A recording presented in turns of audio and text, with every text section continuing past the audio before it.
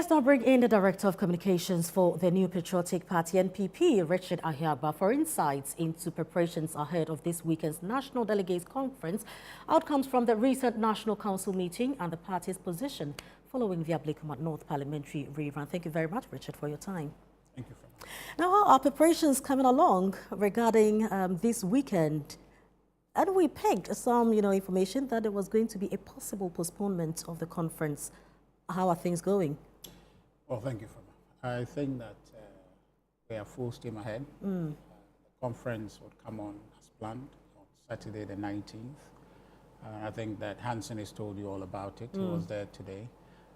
We are preparing very speedily, and I think that Saturday you will see an energized New Patriotic Party, an enthusiastic New Patriotic Party, one that is ready to get its acts together, reorganize, and begin to rebuild its structures to take on its proper place in Ghana's political space. So I think that you'll see us ready and prepared on Saturday, if you will be there.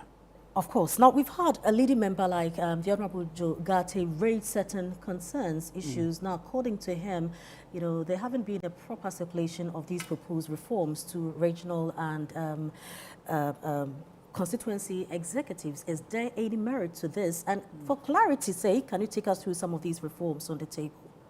Well, thank you very much. First, on the circulation bit, Yeah. I think that a question like that came up at National Council today, and I think the General Secretary took the occasion to clarify that he's done all that circulation required of him to all constituency offices. So all 276 constituencies have copies of the amendments to be discussed. And so I'm not sure the last time the former minister checked. But when was this done? I think immediately, if not probably about a week right after the announcement for conference. So I could check and get you the exact date, but it's been done well ahead of time. So I'm not sure. So he should know? He should know. He should know. Of course, maybe he's not engaged in the day-to-day running of the constituency, because he used to be an MP. He's not an MP now. So it's possible that there is some lack of information on his part there, but that the actual thing has been done, and I think that he can find out. The General Secretary affirmed that position today in open conference council, so there isn't any doubt in my mind that that has been done, and the General Secretary knows that it's a requirement, and so there's no way that he would have missed something like that. So it's been done, and I think that about 300 or so proposals, a lot of business to be done. But the key thing there is the invitation to expand the Electoral College. I think that that's the pivotal amendment, such that, the challenges we had in 2024, some concerns to do with the disaffection in the party or apathy generally, to do with people feeling left out, and people saying that, well, there's just a handful of people who are involved in selecting the candidate, be it the parliamentary candidate or the presidential candidate, and after that, the entire constituency is invited to then vote for them. And they feel that there are some goodies that really come with the Electoral College, and so they feel that that was exclusive. More or less, they want to be included, and so the expansion was necessary. So it's one that featured very prominently in Professor Michael Quay's report, and so is a key recommendation, and now that has found its way as an amendment to our Constitution. So it's a welcome one. So now going forward, polling station executive, former polling station executives are now part of the Electoral College, for former constituency executives, former regional executives, MMDCs, former MPs. So the Electoral College now is a massive college going forward. I think that is a massive change as far as our Electoral College is concerned. So that's a pivotal one.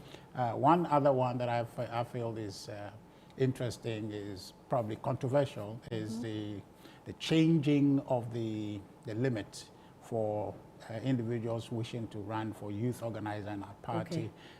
Currently it's at 40 And now the proposal is to bring it down to 35. Seem to be...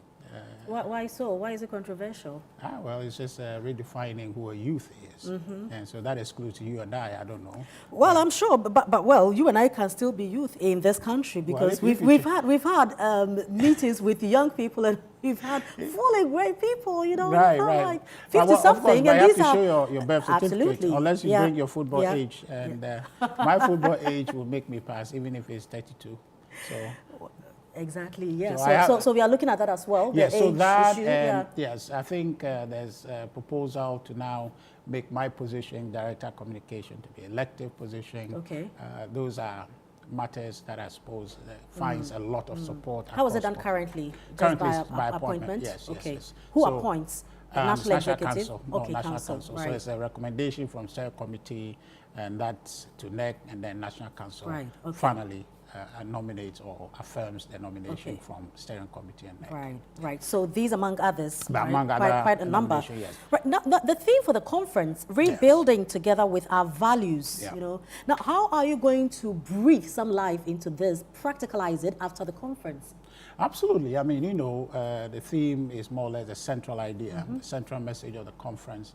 We're going there to reform our constitution.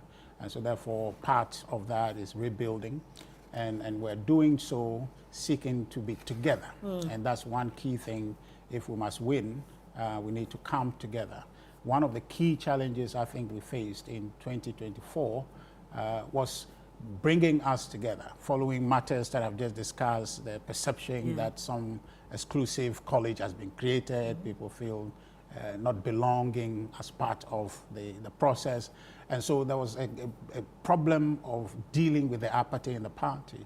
And so having scaled that and now moving forward with these amendments resulting from the recommendations of the post-election committee report, we are now getting to a phase where some of these inputs are now beginning to be put into motion. And what we need then is to be able to come together.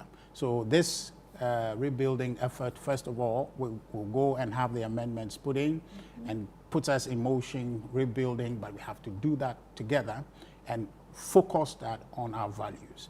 We're a party known to be the darling of this country because of the sacrifices our forebears made on the back of putting their interest second and the nation's interest first.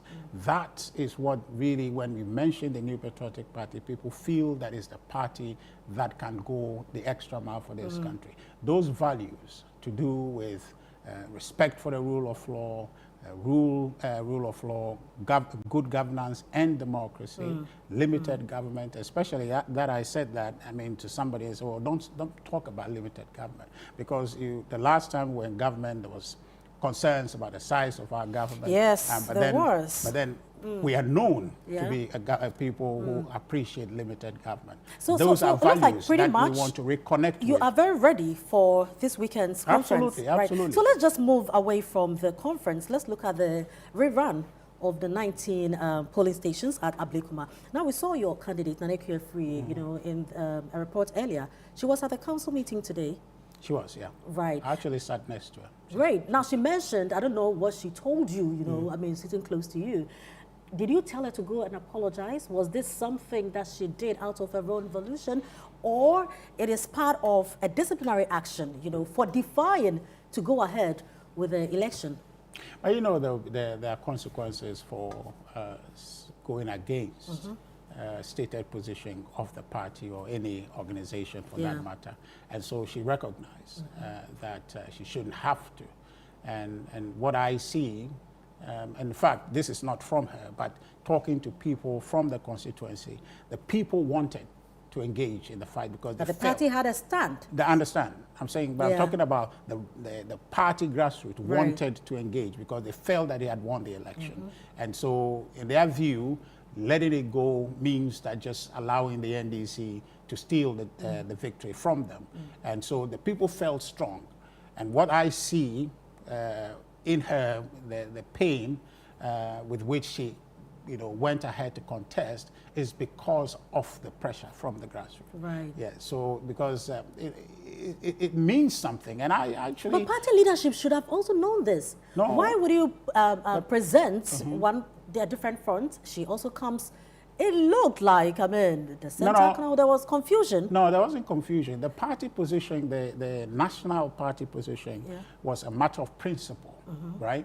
Yes, the NDC succeeded, in resetting the entire election to say that they wanted a rerun because they want to win the seat.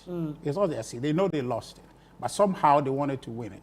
And the only way they can win it is to have this rerun and a certain appearance of security which was not there. Talking about... So they allow their boys to provide security for the election in a way that was intimidatory, in a way that ensured that nobody was able to feel safe to go there and vote, except their people. Right, but you know that the Interior Minister has said that there will be arrests and possible prosecution if need be. That is, if people are found culpable, those who perpetrated the acts of violence during the rerun. Would this be enough, to settle everything, or you still think that something else must be done? Prima, do you believe that? No, I can only wait to see what happens. But the people, you can see them. If they allow me, I can show them who the people are. Maybe they'll follow you, but... Well, they should. They should. But, right, but the question is, what is the drag? We've seen pictures where it was supposed that the people went back to the Jubilee House or something in open space, like you can see them right on your screens. But so why can't the police why haven't they arrest anybody yet? So how long would be a fair time for us to see arrest and anything done to the same day? The same day. Right. The same day. So where are the people? Where are the people? They can see them. Can't you see them? You can see them. We are watching TV. I mean, they become household faces right now. You see them on your screens every day. On your phone machine, you see them, right? So what is happening?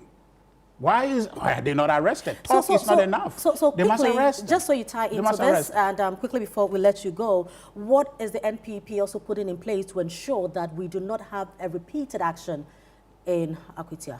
Well, the only thing the NPP can put in place would rather ensure that there's more chaos. What does that mean? Because what is essentially, we don't control national security, right? The state controls that. And the state is supposed to provide security for all of us, and it failed.